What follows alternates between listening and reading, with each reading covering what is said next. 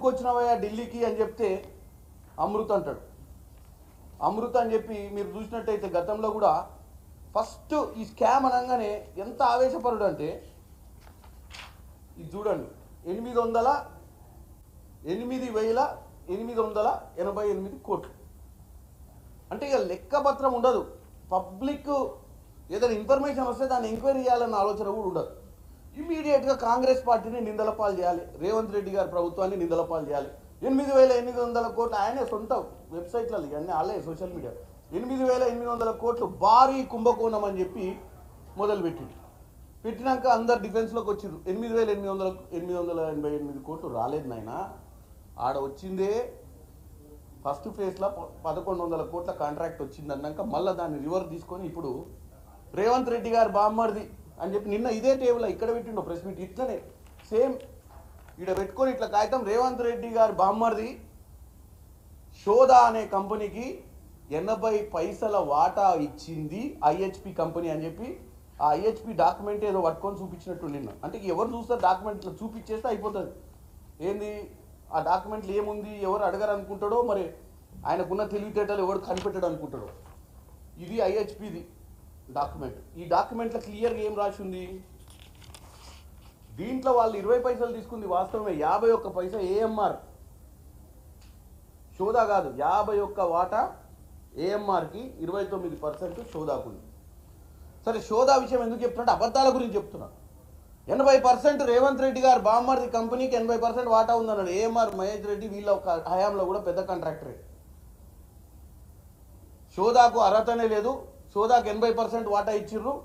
మరి షోదాకు 29% ఉంది, 51% ఏఎంఆర్ చెప్పాలి కదా. నువ్వు ఒక గతంలో మంత్రి పదవి చేసినవి ప్రెస్ ముందుకు వచ్చి కాగితాలు ఇట్లా ఊపుకుంటూ చూపించే ముందు కాగితంలో ఏముందో కూడా చెప్పాలి కదా.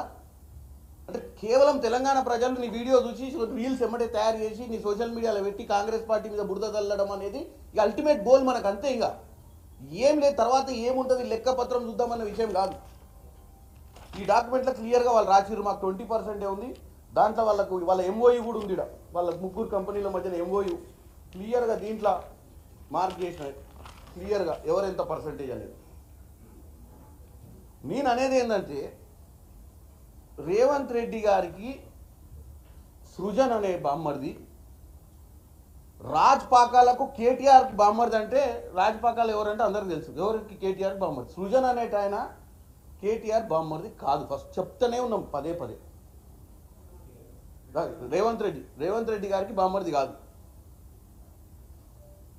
రాజ్ పాకాల ఎట్లయితే బామ్మర్ది అవుతాడో సృజన్ అంటే ఆయన రేవంత్ రెడ్డి బామ్మర్ది కాదు. గతంలో కన్నారావు అని ఒక ఆయన ఉండే, కల్వకుంట్ల కన్నారావు అని మంచి డాన్ మాఫియా ఉంటుండే. ఎప్పుడు వీళ్ళు ఆయన మీద అలిగేషన్స్ వచ్చినప్పుడు మాకు సంబంధం లేదు, మాకు దూరపు చుట్టమని చెప్పి తప్పించుకుంటారు. ఆయన ఆడియోలు వీడియోలు కూడా రిలీజ్ అయినాయి. ల్యాండ్ గ్రాబర్ కన్నారావుకి కేటీఆర్కి ఎంత దూరం ఉందో, పుట్టరికంలో డిస్టెన్స్ ఎంత దూరం ఉందో, సృజన్ అనే వ్యక్తికి రేవంత్ రెడ్డి అనే వ్యక్తికి అంతే దూరం ఉంది డిస్టెన్స్. సో దాన్ని పట్టుకొని మొత్తం 800 ఇప్పుడు ఎంత 800 చిల్లర కోట్లు, ఈ 1,100 కోట్లు 800 చిల్లర కోట్లు బుక్ చేసిరు అనేటే చెప్పింది నిన్న ముచ్చట. మరి తెలంగాణ ప్రజలకు వాస్తవం తెలియజేయాలని చెప్పి నేను ఈ డాక్యుమెంట్స్ అన్నీ ఉన్నాయి, మీ అందరికి కూడా ఇప్పుడు పబ్లిక్ దాంట్లో పెడతా. పోనీ ఇంకో అంశం, ఈ సృజన్ అనే వ్యక్తి ఈ షోదా అనే కంపెనీ దీప్తి దీని డైరెక్టర్. ఆమె ఎవరో తెలుసా మీకు? గతంలో వాళ్ళ నాయనే వచ్చి చెప్పిండు, అరే నా బిడ్డ కంపెనీ, నేను మీ పార్టీ ఎమ్మెల్యేనే. కందాల ఉపేందర్ రెడ్డి పాలేరు ఎమ్మెల్యే బిడ్డనే దీప్తి. దీంట్లో సృజన్ అనే వ్యక్తి ఈ company ministry of corporate affairs, ఈ డాక్యుమెంట్ కూడా దీంట్లో సృజన్ అనే వ్యక్తి కాదు, కందాల ఉపేందర్ రెడ్డి వాళ్ళ డాటర్ కంపెనీ ఇది.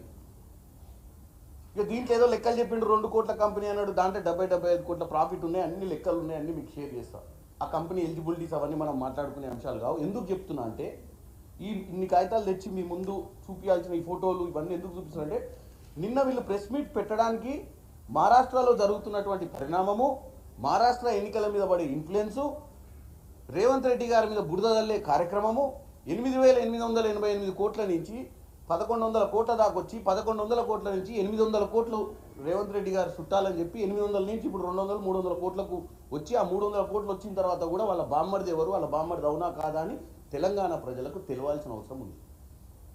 ఎందుకంటే పదే పదే ఆ నాజీల గోబల్స్ ఎవరు ఉండే అప్పట్లో మస్తు నెంబర్ 1 ఉండేనట.